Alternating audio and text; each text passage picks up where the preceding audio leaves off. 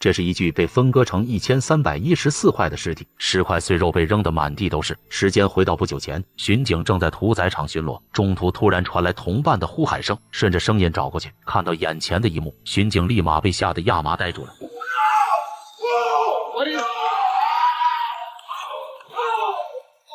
满地的残肢断臂像是羊排火锅，而另一位则还在意犹未尽地享受着这顿人肉大餐。随后法医小组便赶到了现场，此时的现场尸块遍地。小谷猜测凶手肢解尸体的目的应该是打算通过排水管将尸体处理掉，但还没来得及处理就被人发现。金毛根据绿头蝇的孵化程度判断，被害者死亡时间大概在8小时前。根据头骨的大小以及稳健性来看，死者是一名女性，并且所有的尸块都曾被某种腐蚀性的液体浸泡过。触碰到尸体的探员为此还被灼伤了皮肤。从脊椎骨上残留的切割纹路来看，凶手肢解尸体时使用的是一把横切锯，而目前最重要的就是确定凶手到底是使用的什么腐蚀液，只有这样才能快速阻止其他的人体组织受到波及。金毛随即夹起一块碎肉放在了嘴边，猜测凶手使用的可能是家庭常见的清洁剂，只要用清水冲洗干净，应该就可以阻止腐蚀。可高压水枪的清洗一定会进一步破坏尸骨。小谷对此露出了满脸的心疼。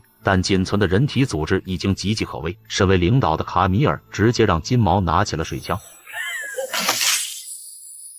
随后尸骨便被打包回了实验室，进一步检查后发现，死者额骨与颞骨上有放射性的骨折，这说明被害者曾遭到过钝器的击打。肋骨上的硬结表明那里有复发性的创伤，同时在鼻骨的左侧也有一处骨折，种种迹象表明被害者生前可能遭受过家庭暴力。卡米尔在检查死者牙齿时发现，被害者有3颗烤瓷牙。通过牙齿上的序列号，很快确定了死者名叫小乔，现年32岁，前不久刚刚与她的老公离婚。得到这一线索，警方很快便找到了她的前夫。据前夫描述，小乔是一个比较喜欢刺激但很难相处的一个人，他性格非常外向，而两人离婚的原因是因为小乔嫌弃他失去了男人应该有的雄风。小乔遇害时，他一直都在医院加班，直到凌晨2点多才下班回家，这一点医院的同事都可以作证。随后小谷在查看小乔手表的 GPS 定位时发现，他曾在屠宰场往东100米的一栋楼里出现过，猜测这里很可能就是第一案发现场。等到探员进去后才发现，楼里竟是一个大型的旱冰场，接待探员的是旱冰场的教练和领队。当探员拿出死者的照片让两人辨认时，对方一眼认出照片中的小乔，并告诉探员，小乔是他们这里的明星选手，最后一次见到他是在昨晚的聚餐宴上，但在中途小乔却说自己不舒服，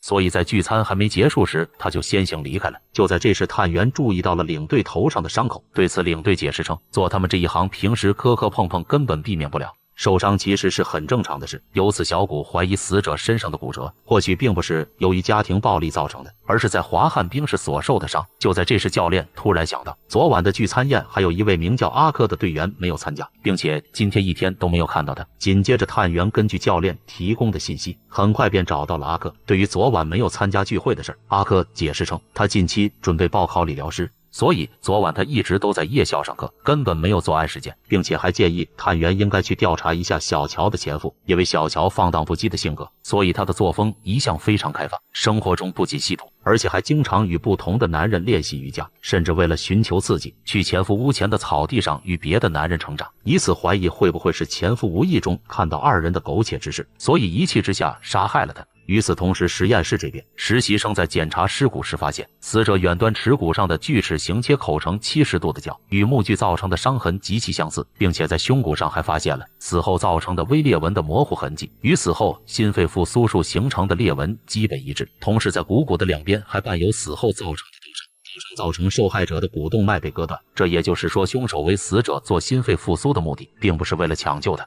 而是想通过胸外按压的方式排空受害者的血液。种种迹象表明，凶手是一个懂解剖学的人。小乔前夫的职业刚好是一名外科医生，这一点也更加坐实了他的嫌疑。但这一猜测很快便得到了金毛的否认，原因是金毛在死者的衣服上发现眼球的液体，也就是说，被害者的眼睛曾被刺伤过。检测发现，刺伤他眼球的是一把钥匙，可前夫家一直使用的都是指纹锁，从来没用过这种钥匙。所以前夫不太存在作案的嫌疑。接着金毛又对死者颅骨上提取的粉尘进行了检测，检测发现这些粉尘都是旱冰场地面上的涂料，这也就是说，造成被害者颅骨损伤的很可能是溜冰鞋。为了获得更多的线索，安琪拉一番乔装后，随即便混入了旱冰场，并且在更衣室发现了大量带有血迹的溜冰鞋。就在这时，领队也走了进来，并提醒安琪拉看好自己的个人物品，其原因是这里发生过很多起盗窃案，不难看出这个领队应该知道关于溜冰场的很多事。随即安琪拉便邀请了领队一起喝酒，酒过3巡之后，成功将其灌多，并且从领队口中了解到，他们的教练不仅克扣队员的工资，而且还从门票中赚取分红，以此怀疑会不会是小乔为此与他发生了矛盾，所以才遭到了对方的谋杀。紧接着教练便被带到了审讯室，面对警方的指控，教练满脸委屈地告诉探员，其实真正参与分红的人并不是他，而是小乔，因为他与小乔两人一直保持着情人关系，所以他根本没有理由去杀害他，这也使得案件陷入了僵局。这时探员又想到了那个刺穿小乔眼睛的钥匙，而这个钥匙也成了目前案件的唯一突破口。随即探员收集了旱冰场所有人的钥匙，一番检查之后，小谷发现阿珂的汽车钥匙